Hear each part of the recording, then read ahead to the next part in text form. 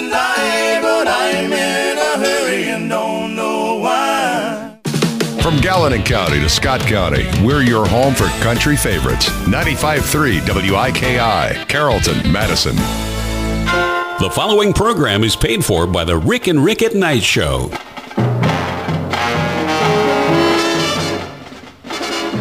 This is Rick and Rick at Night. We're the voice of liberty here in the Ohio River Valley. It's Monday, August 27th, 2012. About 70 some odd days before we see the exit of President Barack Hussein Kardashian Obama. I'm Rick Roos. My partner Rick Berry and I are delighted to be here once again. How are you, Bulldog? I'm doing fantastic. We'd like to welcome to our studio Indiana's 66th House District candidate, Justin Stevens. How are you, Justin? I'm doing great, Rick. Thanks for having me. I'm glad you're here. We'd like to shout out and express our true thanks to our friend Doc in DuPont and so many others who have served our country so valiantly.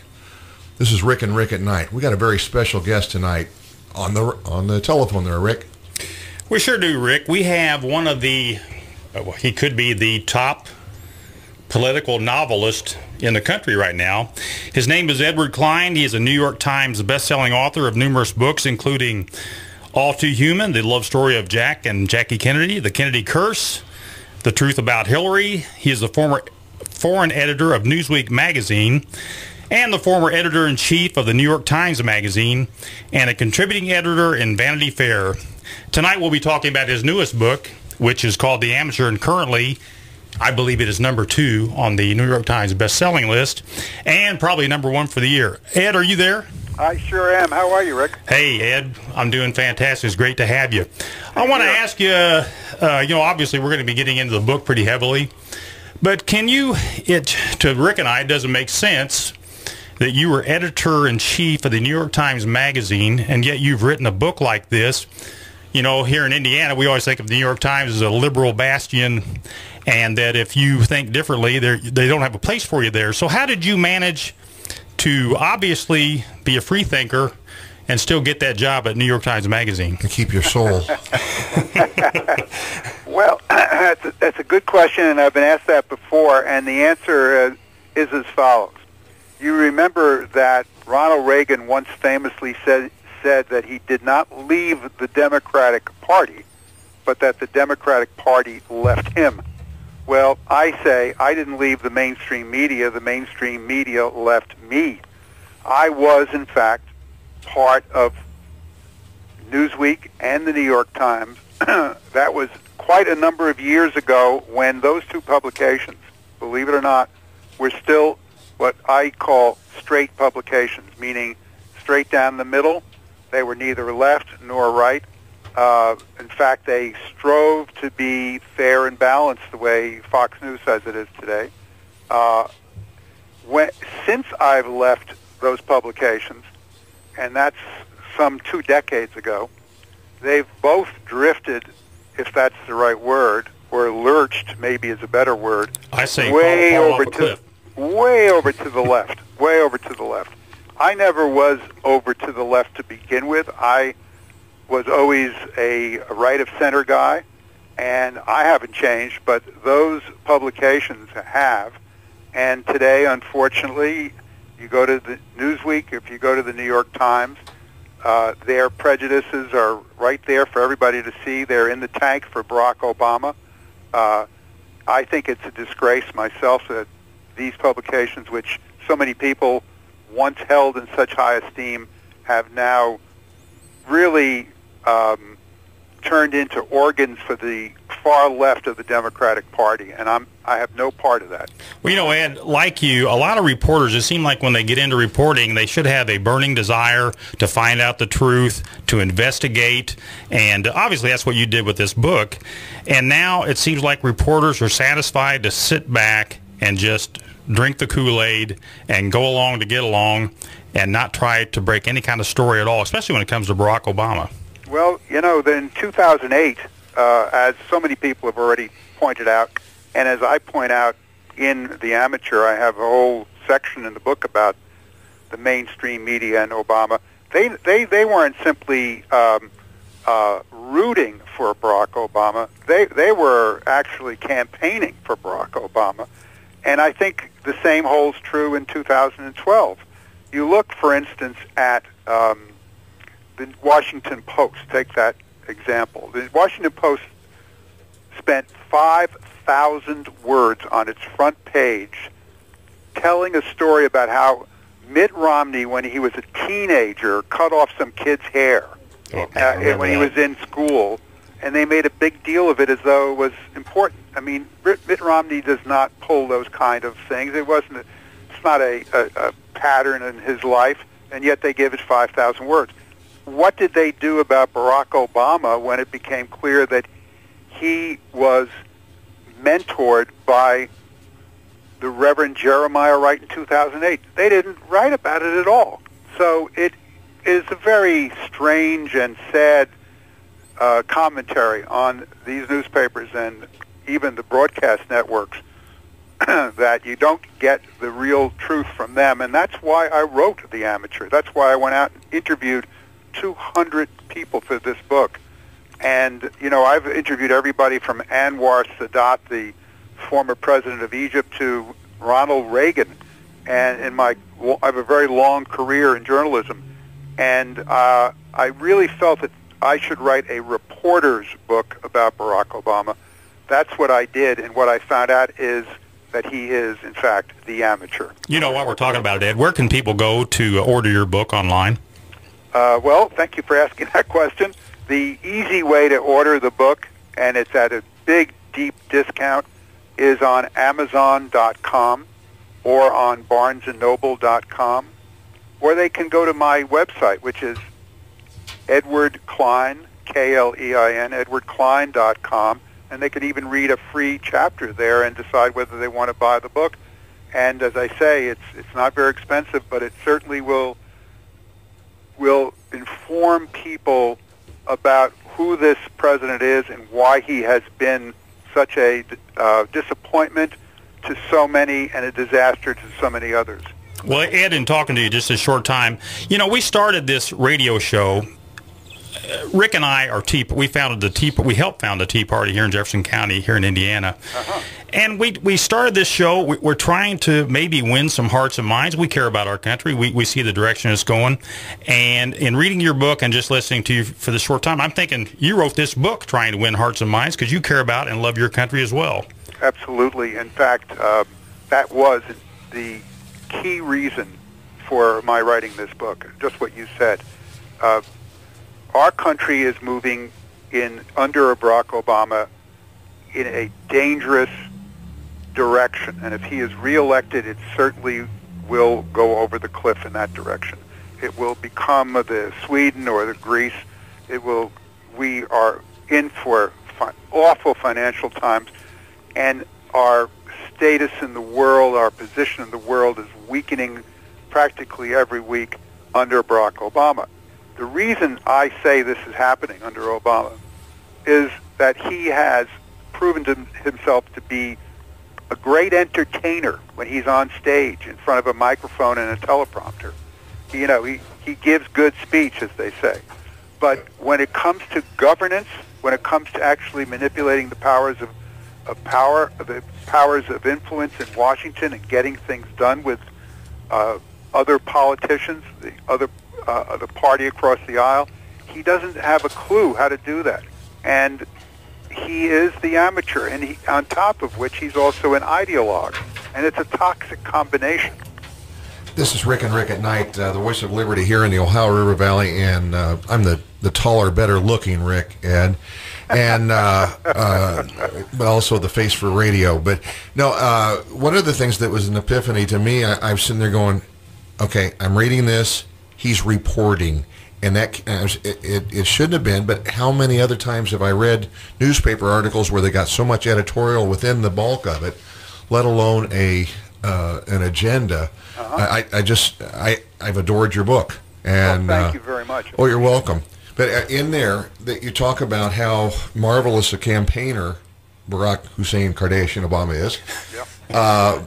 But he's a lousy chief executive. He doesn't have the skill set. You know, take a Ronald Reagan. At the end of the day, Ronald Reagan would pick up the phone, and put in a call to Tip O'Neill, the Democratic Speaker of the House. This is back in the 80s. And he would say to Tip O'Neill, hey, Tip, left-wing, far-out left-wing guy, hey, Tip, come on over to the White House and have a drink with me. And Tip O'Neill would go over to the White House, these two guys who had nothing in common politically, and they'd sit there, have a drink, tell some jokes, reminisce, tell stories about their political lives, have a good time, and relax. And then they'd get down to business, and they'd turn to each other, and Ronald Reagan would say, now, listen, I'd like to get this bill passed. And O'Neill would say, well, you know, Mr. President, I can't get my boys to vote for it unless we do blah, blah, blah. And Reagan would say, well, I can go this far. And O'Neill would say, well, that's okay, but how about... And they'd work things out. These two men who had so little in common politically realized that they had the obligation to be smart politicians and get things done for the country. And Ronald Reagan had a great first term as a result. And he did get the taxes cut, and he did increase our military spending, and he did put the Soviet Union out of business. And it was done with the cooperation of the Democrats because Reagan knew how to work with them. Our president now, this guy Obama, he doesn't know how to do that. He doesn't know how to reach out to, in fact, believe it or not, Barack Obama and John Boehner, the Speaker of the House, the Republican Speaker of the House, didn't even meet with each other for 2 whole years. That's how lame this president is. I don't even think he meets with his own cabinet. At least several of them said they haven't met with him, I think, since they've been appointed. But, Ed, one thing I want to point out, I don't recall President Reagan ever blaming Jimmy Carter for his woes when he first started out. Not once. I think President Reagan had a plan. He, he leaned on some very knowledgeable people. They figured out how to correct things, how to solve problems, and they did it. This president, and I hope we have some listeners out there that we can sway, this president has done nothing but blame others for his problems, and that is the sign of a horrible leader, somebody that does nothing but blame everything that happens on somebody else. And he's still doing that. Absolutely. He hasn't stopped doing that. He has spent $125 million so far in his campaign on trying to drag Mitt Romney down because he has nothing to say that is positive about his own record. So the only thing he can do is drag down the guy, the opposition, either blaming George Bush or the tsunami in Japan or the economic situation in Europe, and now he's blaming Mitt Romney even before they start really campaigning together. And this is the kind of guy he is. I spoke to people who, and reported on this in my book, The Amateur, people who have been in meetings with him in the White House, not one or two times, but 3 or 4 times. And they say that he acts as though he's the smartest guy in the room. If you disagree with him, he gives you what I've been told is called the death stare. He doesn't want to hear anybody tell him anything other than what he already believes. I think we saw that stare. I think he gave Paul Ryan that stare when they were having the health care talks. You know, I looked at that YouTube just recently. You're so right. That was the death stare. Paul Ryan was making mincemeat of him, and he didn't like it one little bit. And he's further enabled by Valerie Jarrett and his wife, who sounds more like Hillary all the time reading your book. But one thing I want to get to is the title of your book. How did you come up with the title of your book? Well, about a year ago, in August 2011, exactly a year ago, Bill Clinton held a meeting in his home in Chappaqua, New York, which is a suburb right north of New York City. And he invited his wife and his daughter and a bunch of political people. And he told them that he had done, this is a year ago, a secret poll showing that if Hillary, his wife, would run against Barack Obama for the Democratic nomination, she could knock off the president and get the nomination. And he urged her to do that. And she refused to do it, saying, hey, Bill, I got this from 2 people who were at the meeting who I interviewed. And she said, Bill, what about loyalty? I'm the Secretary of State. I have lunch with him every Thursday. What about loyalty, Bill? And Clinton said, classically, he said, "There's no such word as loyalty in politics," as you might imagine Clinton saying. He then went on to say, which is more important, that, and this is almost a direct quote, I don't have the book in front of me, people can look it up. He said, "The people around Barack Obama don't know what they're doing. They don't know how the real world works. The economic people especially have lost us our AAA credit rating for the first time in our history, in American history, and that Barack Obama," Bill Clinton said, "is an amateur." And when I heard that, I said to myself, that is so right. We've got a left-wing amateur in the White House. Not only is he an amateur, but he's a left-wing amateur, which really makes it even worse because he doesn't know what he's doing, and the things he's doing are absolutely the opposite of what he should be doing. This is Rick and Rick at Night, the voice of liberty here in the Ohio River Valley. And we're on Facebook at Rick and Rick at Night, and podcasts are available at rickandrickshow.com. We're talking to best-selling, New York Times best-selling author Ed Klein, who wrote The Amateur. Ed, you also got you're on Amazon as well as Barnes & Noble, as well as your own website, edwardklein.com, Klein. Yeah. But Newsmax.com gave you a shout as well, citing Dick Cheney, Rupert Murdoch, Sean Hannity, and Donald Trump, all saying that you ought to read your book. Well, yeah, Rupert Murdoch tweeted that every voter should read The Amateur. But even more important, I mean, I love that Rupert said that, but Dick Cheney went on Hannity, as you just said, and they were talking about the election, and you know, I've never met Dick Cheney, unfortunately. I wish I had, because I admire the guy. He said, you know, this book by Ed Klein, The Amateur, really tells it like it is, and this is a book that everybody should read. And when that happened, of course, my book zoomed up to the top of the Amazon bestseller list and also on the New York Times list. Thank you, Dick Cheney. Well, just wait till Rick and Rick and Night Show on podcast. I mean, it's going to break records. But the interaction between who's Mr. Big in all this? I mean, I read the chapter about Valerie Jarrett and with Rahm Emanuel, but is there a George Soros, or is there actually a Mr. Big back there that started all this? I think the Mr. Big is Mrs. Big, and that's Michelle Obama, and then her best friend, Valerie Jarrett. Most people have not heard of Valerie Jarrett, and yet this is somebody they should know about, and I spend 2 chapters in the book talking about her. Valerie Jarrett was known in Chicago. The Chicago papers referred to her back in the 90s as the blackface of the Daily Machine. She was an African-American, comes from a very good family, very wealthy family, and worked for Mayor Daley in that corrupt machine that he ran there in Chicago. And she hired Michelle Obama to be her deputy. And became Michelle Obama's godmother, as it were. Then she introduced Michelle and Michelle's new husband, Barack Obama, to the power centers in Chicago and Illinois.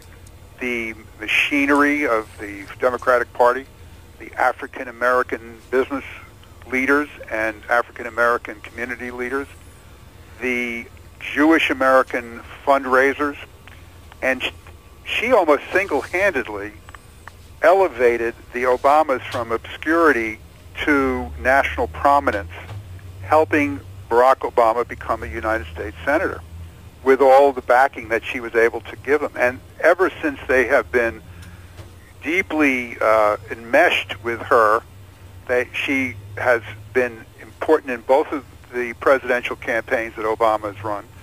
She is best friends with Michelle, best friends with the president. Both of them say they can't get along without her. Literally, they say that in those words. She's senior advisor to the president and first lady. And along with Michelle and Barack Obama, Valerie Jarrett is part of what I call the triumvirate, the 3 people, president, the first lady, and Valerie, who really run this executive branch of the government. and has pushed Barack Obama constantly in the direction of doing the ideologically left-wing pure thing rather than the practical let's get things done for America thing.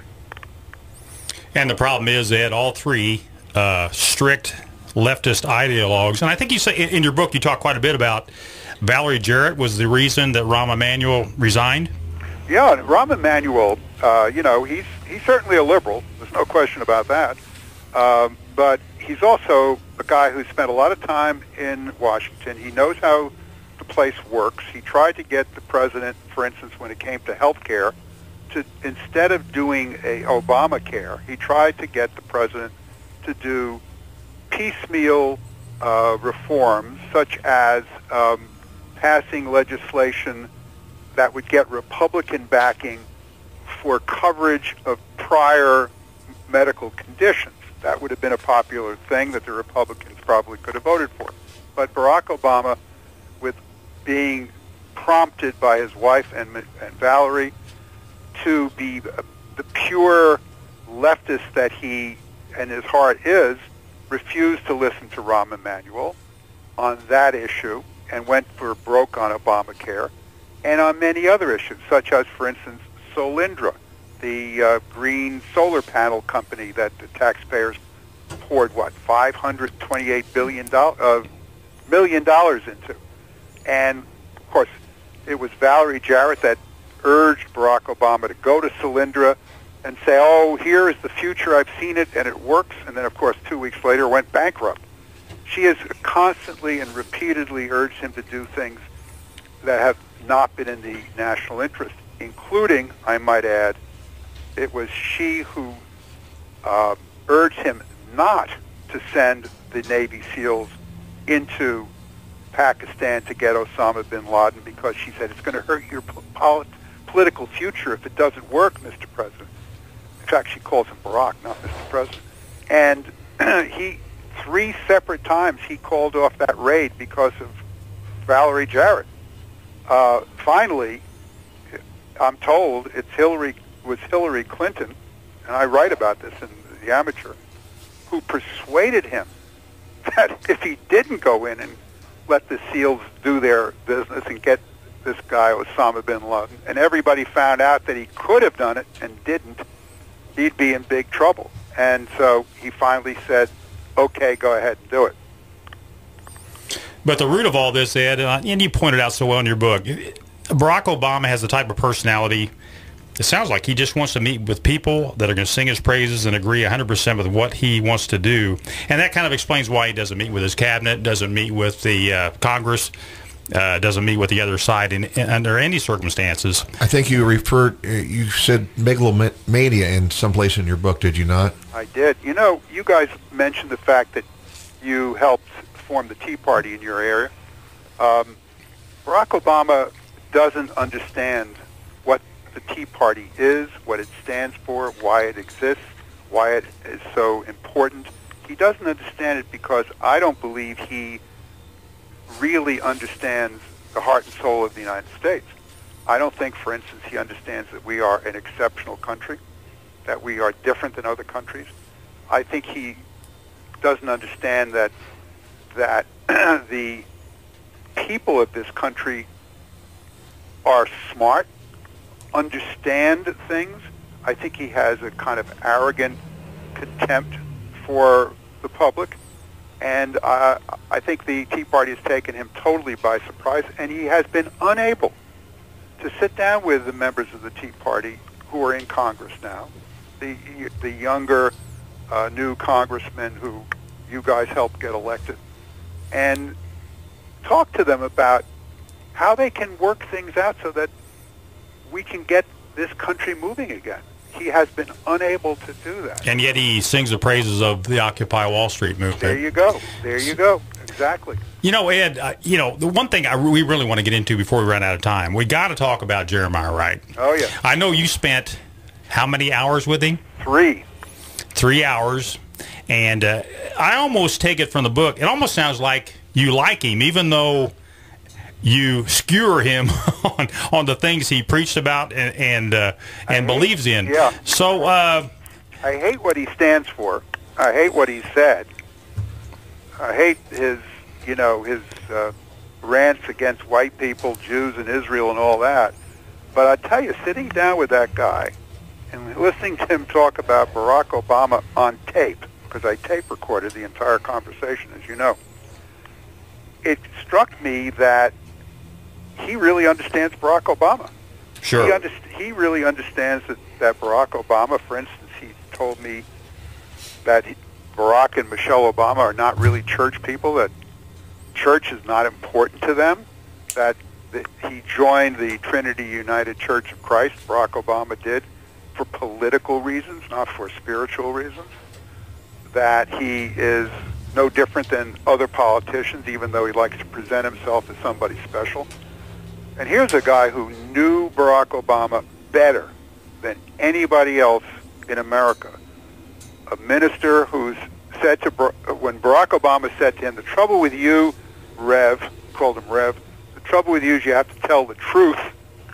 The Reverend said to him, well, that's not such a bad thing for a minister to have to do. Maybe you should do it too. But, I mean, I think that really sums up things very well. Absolutely. Well, let's talk a little bit about the, and I know he went into detail with you on this, the $150,000 bribe, I call it a bribe, offered to Reverend Wright to keep quiet during the Obama campaign? That was right. That's right. In 2008, after those videotapes of the Reverend Wright ranting and raving against white people came out, the Obama campaign really felt that the Reverend Wright was going to sabotage the campaign if they didn't get him to shut up. So Barack Obama's best friend, a guy named Eric Whitaker, vice president of the University of Chicago Medical Center, guy he plays basketball with whenever he plays basketball, sent the Reverend Wright an email offering him $150,000 if he'd shut up. The Reverend Wright refused to do that. Shortly thereafter, Barack Obama himself called the Reverend Wright, according to what the Reverend Wright told me, and said, I'd like to meet you in a secure location. And the Reverend Wright said, what do you mean secure? You mean secret? You've been to my home 100 times. You can come here and talk to me if you want to talk to me. And that's exactly what Barack Obama did. He got into a Secret Service SUV, was driven over to the parsonage of the Trinity United Church of Christ, and they sat down for an hour in which Barack Obama begged the Reverend Wright to please not say any more crazy things. And the minister refused to agree to it. This whole question of the effort to silence the Reverend Jeremiah Wright with money and with threats has been, I've put this all out in public, and the mainstream media, NBC, CBS, ABC, CNN, none of them have uttered a word about this, have picked it up, or have told their viewers about this. Ed, what do you think would happen if it was discovered that George W. Bush and his campaign offered somebody that had damage on him $150,000 to be quiet? Do you think the mainstream media might have run with that? I think the mainstream media would have had blaring headlines, and it would have led the nightly news on all the channels. And you can imagine George Bush would have been run out of America.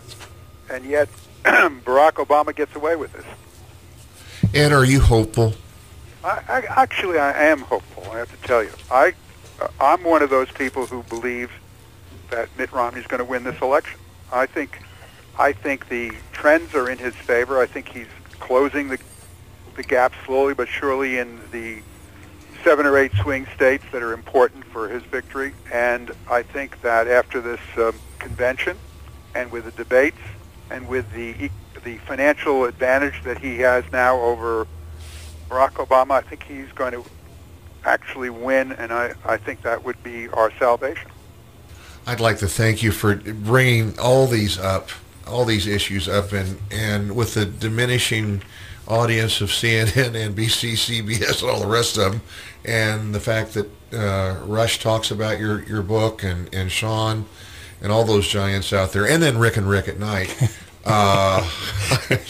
You're bringing it to bear, and this stuff's going out on YouTube, Facebook, and all that. And anybody's got ears to hear, they can hear it, and certainly read your book. Well, thank you both, Ricks. I appreciate it, including the handsomer Rick. You're the very face of kind. radio. Well, we thank you for your time, Ed, and anytime. We'll get you back on. Ed, Okay. God bless you. You're a patriot, and just keep doing what you're doing. And if we can win some hearts and minds, maybe we can change things in November. I sure hope so. Thanks, guys. God bless you. Thank you. This is Rick and Rick at Night. We're the voice of liberty here in the Ohio River Valley, and we're playing around with doing actual radio ads. We actually have a couple, and we'd also like to do a shameless promotion of Kathy Petkovic and the Riverboat Inn for her ongoing support of the Rick and Rick at Night show. Tom, you got those book? Greetings, Patriot. I'm Rick Roos of the Rick and Rick at Night radio show.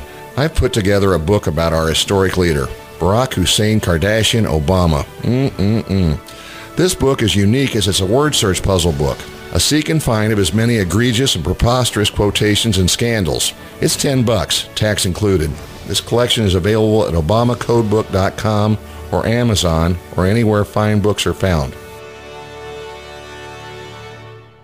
Greetings, Patriots. This is Rick Berry of the Rick and Rick at Night radio show.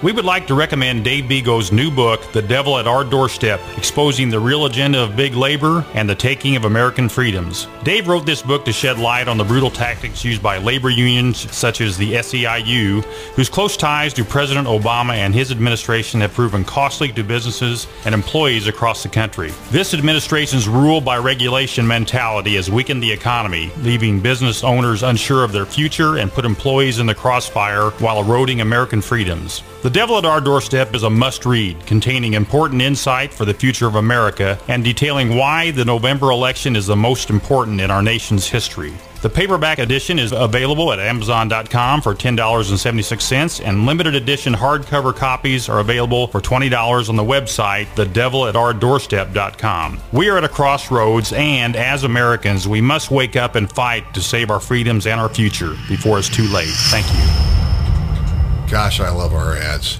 This is Rick and Rick at Night, the voice of liberty here in the Ohio River Valley, and now we can take calls.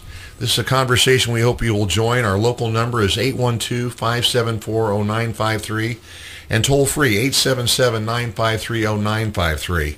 And we'd like to shout out to all the Patriots over at Harry's Stone Grill, and I'd like to introduce or have you all come over there. We're going to go over there after the show with our special guest, House of Representatives candidate Justin Stevens of the 66th District.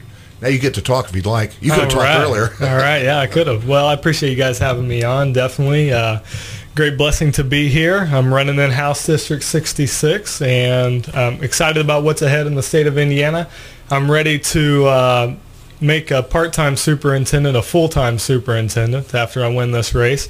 And I plan on, really focusing on what we can make Indiana for my kids. It boils down to that for me. I have a 2.5-year-old at home and a 7-month-old at home, and I want Indiana to be even better than what it was for me, provide even more opportunities than what it did for me.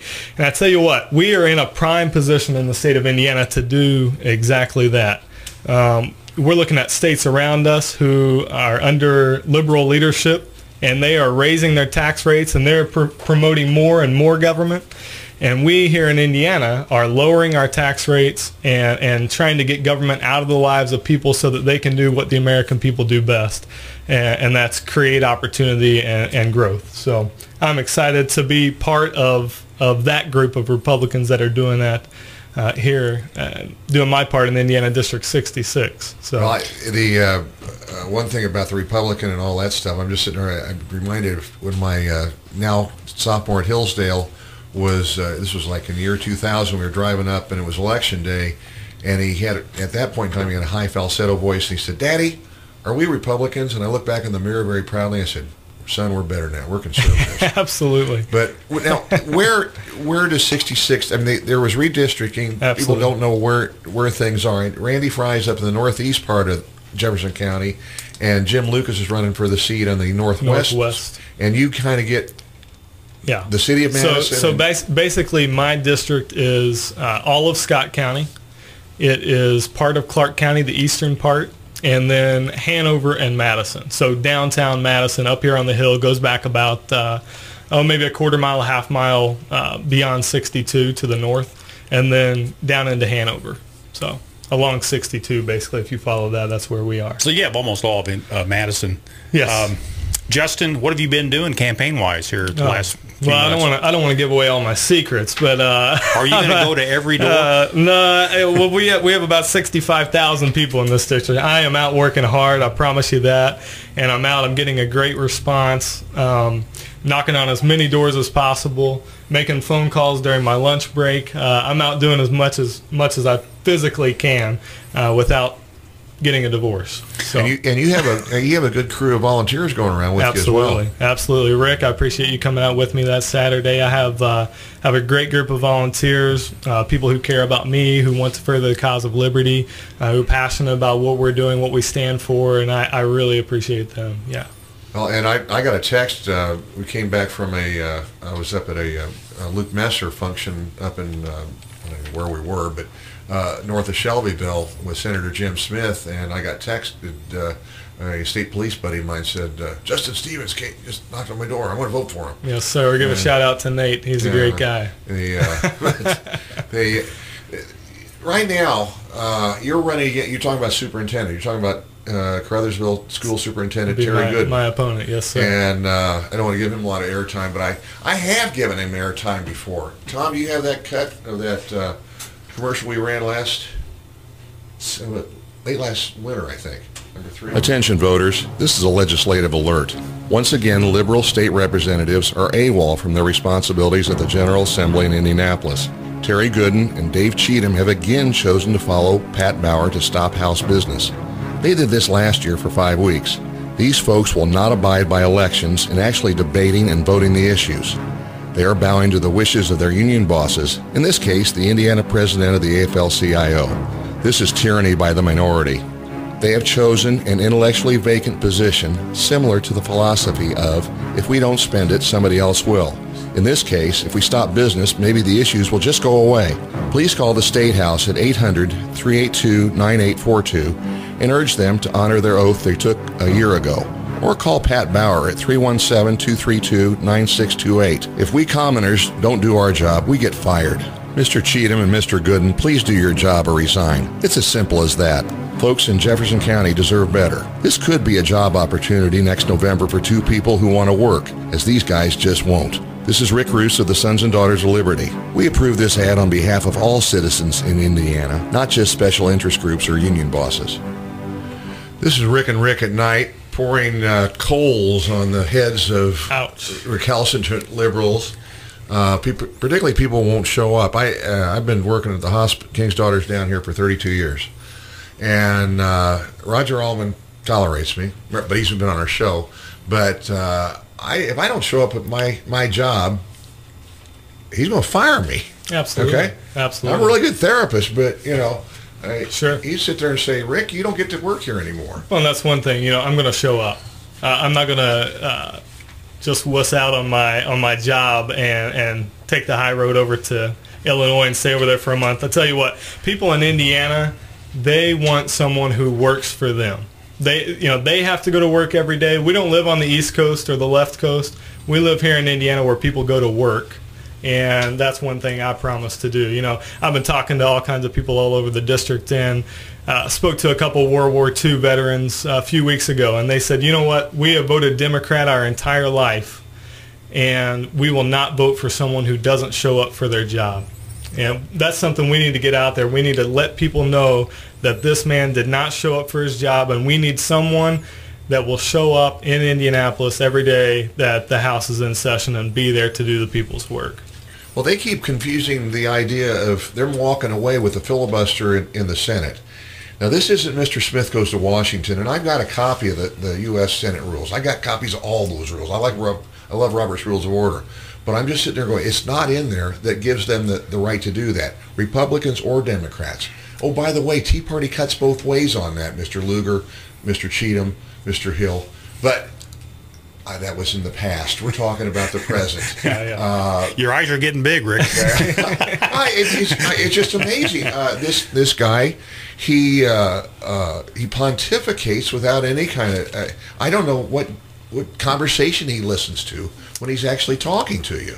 Did he not? And you don't have to say yay or nay, but as I understand it, there's some kind of investigation as far as who paid for this stay at the Comfort Suites in Urbana, Illinois.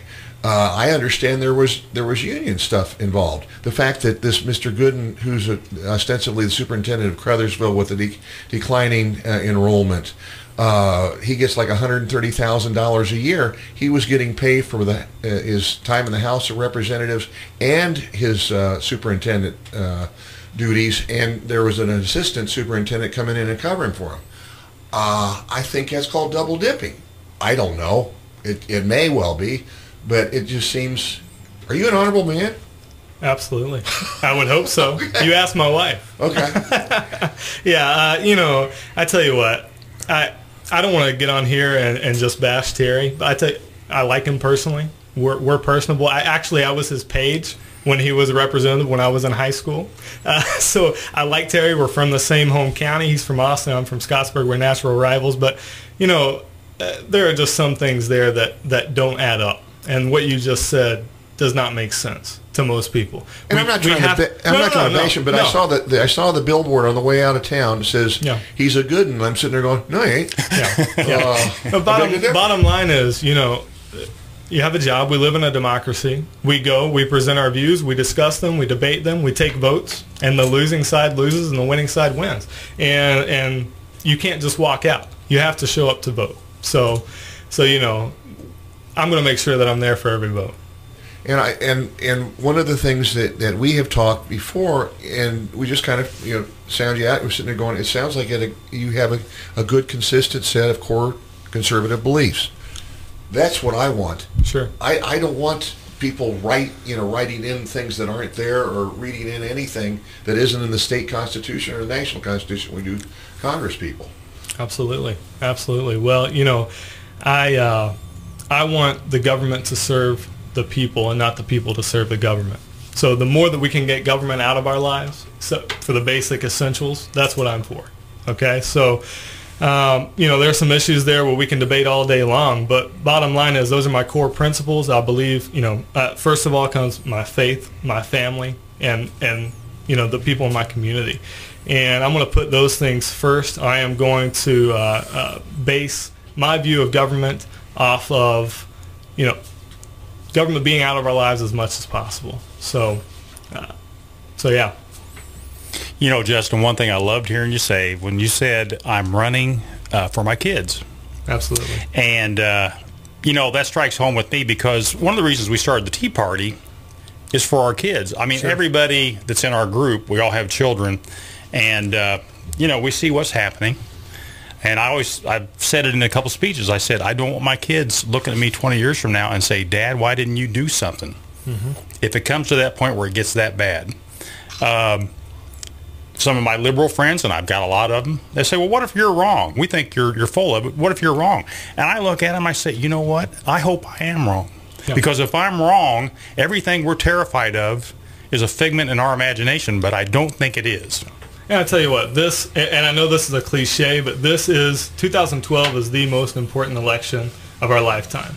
Absolutely is. We need to elect conservatives from a national level all the way down to a state level and a city level, county level. We have to elect conservatives. And one thing as a conservative, there have been people out there elected as conservatives, and then when they get in it, they turn. And there is equal blame to go around for Democrats and Republicans.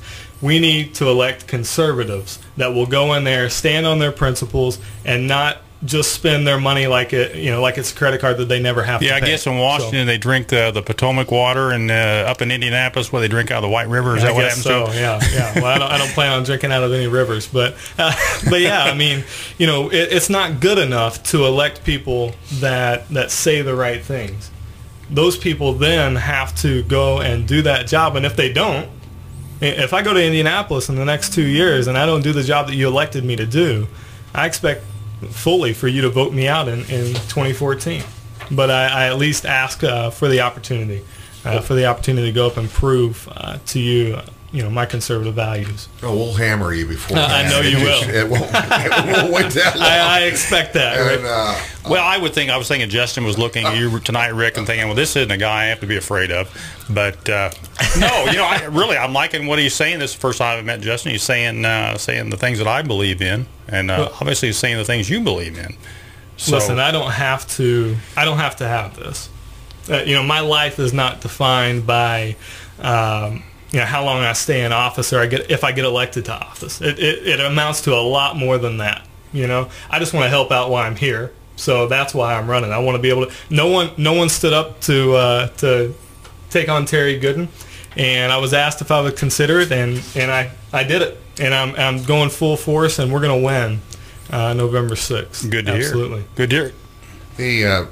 Some issues as far as, and I disagree with the establishment Republican people as far as they basically have kind of kicked property taxes into the fact that it's settled.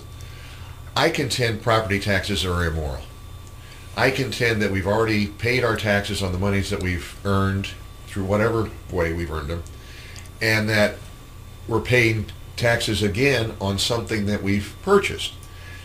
The state of Indiana has never defined what a property is. Mm-hmm. They've never really, it's ostensibly real estate, but it's so capricious how in every county there's a different standard. Do you have any, I know that's not a big pop. Well, honestly, I haven't spent a lot of time thinking about that. What you said is true, that we've already paid for that property. But I would have to study that a lot longer to find out what a solution would be, an alternative to that. It's such a large part of our budget that we would really have to study and find out what, the alternative, I guess, would be to raise the sales tax, or we could stop spending so much.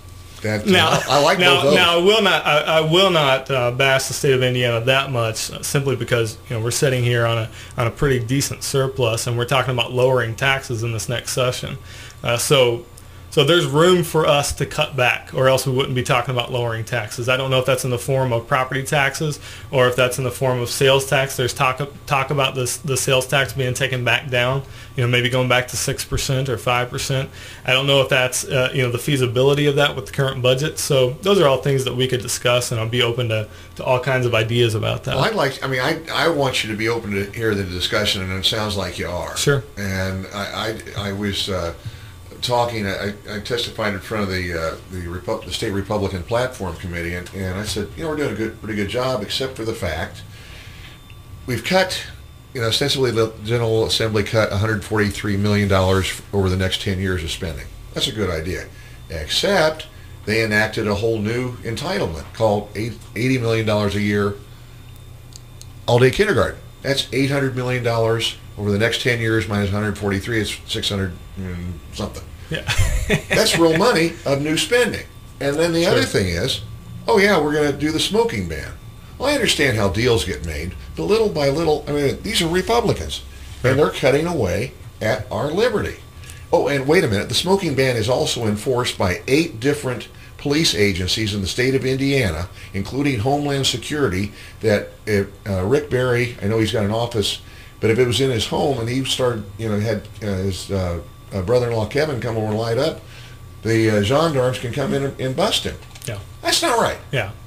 And so that's a whole other discussion there with the smoking ban. How far do you take it?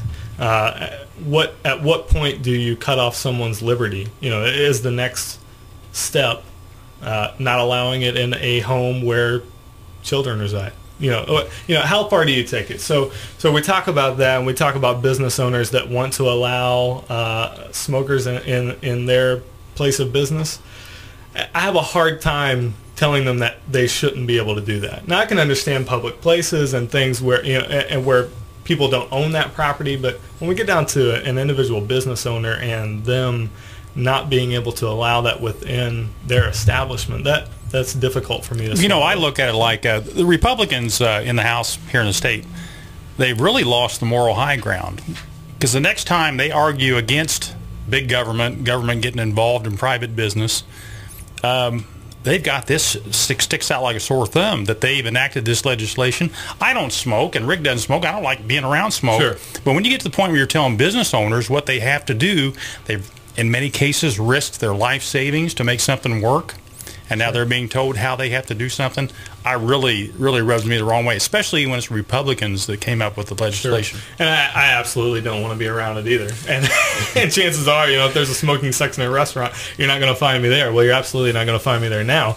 But, these personal liberty questions are definitely at the forefront. And I think as a Republican Party, we start talking more about limited government, and we focus on the tax issues. And we don't focus as much on the moral issues.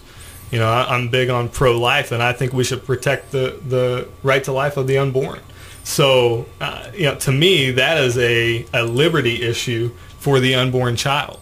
So, I'm very passionate about that issue. When the first time I saw my son on an ultrasound when he was 12 weeks old, 11 weeks old, there's no denying a 2-inch with 2 inches tall with arms and legs and a heartbeat. There's no doubt in my mind that is a human life, and that needs to be protected. So, I want to stand firm on that. Some of these other issues, like I said, we focus a lot on the tax issues for personal liberty, and I think we need to continue that. But some of the other things we also need to tackle as well. This is Rick and Rick at Night. We're delighted to have 66th District House of Representatives candidate Justin Stevens in the studio, and we also invite you to come over to Harry's Stone Grill in about 10 minutes and join us in a continued conversation. Justin, our rock star interview here in the studio is Richard Murdoch. Sure. I adore the man. I make no bones about the fact that we got to see him. Andy and I went up to a thing up in North Vernon and saw him last Tuesday. And one of the things I think best describes Richard Murdoch, he's a constitutional conservative. Would you like that mantle? Sure, okay. Absolutely. Yeah, I believe in the Constitution of the United States, the state of Indiana, and I want to protect people from politicians that want to try to interfere on that. Absolutely. So I would appreciate having that same mantle. So you don't believe it's a living, breathing document that needs to be molded and shaped to fit our desires as we go through life? No. And I've studied Scripture, and I believe that it has an original intent as well. And the Constitution fits along that same mold, that there's an original intent there, and we need to find what that original intent is, and then apply it to our current circumstances. And what's amazing, Jeff? Those guys were so smart back then, 235 years ago. They were so smart that they foresaw what is happening now. They knew that eventually this was going to happen. Sure. And, they put checks and balances and protections in to stop it, but it's whether or not we can stop it or not. Sure. Justin, one of the things I like to do is utter profound quotations, not mine, but somebody else's. In The Gathering Storm in 1948, your book, Winston Churchill said, "If you will not fight for the right when you can easily win without bloodshed, if you will not fight when your victory will be sure and not too costly, you may come to the moment when you will have to fight with all the odds against you and only a small chance of survival. There may even be a worse case. You may have to fight when there is no hope of victory, because it is better to perish than live as slaves." You're exactly right. This is the most important election of our lifetime. And whatever we can do. Yes, sir. Yes, sir. Well, I need you to spread the word. I need you to let people know that, the platform that I'm running on, let them know. You give them my phone number. You have my personal cell phone number. Give it to them. I want to talk to as many people as possible. I spend as many hours of the day talking to people and writing people notes as I possibly can. And what I tell everybody, 71 days from now, my wife will like me again. because she, you know, and I'm excited about that, and excited about being the state representative for District 66. Is there any place people can go to learn more about you? Yes, absolutely. It's www.electjustinstevens.com, and Stevens is with a V, in case you were wondering. And there was something last week on that your wife put on your door. You want to talk about that? Yeah. Well, I walked home. I got home the other night, and of course the kids are already in bed. I don't get bedtime with them most nights during the campaign. But my wife has a master's in education, and so she likes to do little crafts. And she had I don't even know what you call it, a rope or a chain made of paper, and each day had its own link. And so she said 75 days till victory. And so every night when I get home, I pull off one of those paper links, give it to my son to go throw away in the trash can. We say one more day down, and 71 to go as of today. So we're ready, and 10 weeks from tomorrow, everyone get out. Appreciate you voting for me, and we look forward to serving you up in Indianapolis. Absolutely. And we'd like to invite you because we just happen to be, we can't mix the things, but I happen to know the Madison Tea Party is going to have a Tea Party event at the Riverboat Inn on October 20th. It's a Saturday. Not sure exactly what time it is. I think it's going to be starting at 10 o'clock. We'll put that together. And, I know Mandy Connell's going to be one of the headliners. We're trying to get Richard Murdoch down, talk to Luke's people. We're trying to get conservatives. And the theme of this Tea Party event is Restoring American Exceptionalism #2. We had the #1 last year, and we had Major General Paul Vallely, Deneen and Tom Borelli. We just had some rock stars, and Barry was up there. It doesn't get any better than him. That brought everybody back down to earth. But once again, I would like Justin and Rick. I'd like to thank Ed Klein. I mean, what a great guest. I'm still trying to figure out how Ed ever got to be editor-in-chief of the New York Times Magazine, because even though he said it's changed, it's still been pretty leftist all the way. Oh, and he was a friend of Teddy Kennedy. Ever since. He was a friend of Teddy Kennedy. I mean, he wrote a book about the Kennedys as well. We didn't have enough time either. But again, his book is The Amateur, and I'll tell you, some of these situations he puts you in, you feel like you're in the room, especially the one with Bill and Hillary Clinton. I'd like to read one quote, and that's from page 68 in the book, The Amateur. And this is from a big, huge supporter who Ed said over time changed his mind about the president. And he said the American people have come to realize that in Barack Obama, they elected a man as president who does not know how to lead. He lacks an executive sense. He doesn't know how to run things. He's not a manager. He hasn't been able to bring together the best and the brightest talents. And not to put too fine a point on it, he's in over his head. I hope people can look at him with an open mind and realize that he's not good for this country. And if this program can do a little bit to change some mindsets, look at the way things are, then we'll have done our job. I don't think that we can. Every single day, and I know you do this, Justin, but every time I call I have a name tag. It's called Rick Barry's Loyal Minion, and I wear it proudly. But I call Rick every morning just to get my walking pick. No, we think about this every single day because we can't do anything else but doing that. I invite everybody within listening distance to come over to Harry's Stone Grill right now. Harry, tell us a poor one. God bless and keep this the greatest country in the world, United States of America. God bless our listeners. God bless you, Justin, the 71 days. 71. And God bless Tom Kennedy over here on the keyboard. Thanks, Tom. Night, Madison. Thanks, we'll be Justin. back in another month with another exciting episode of Rick and Rick at Night.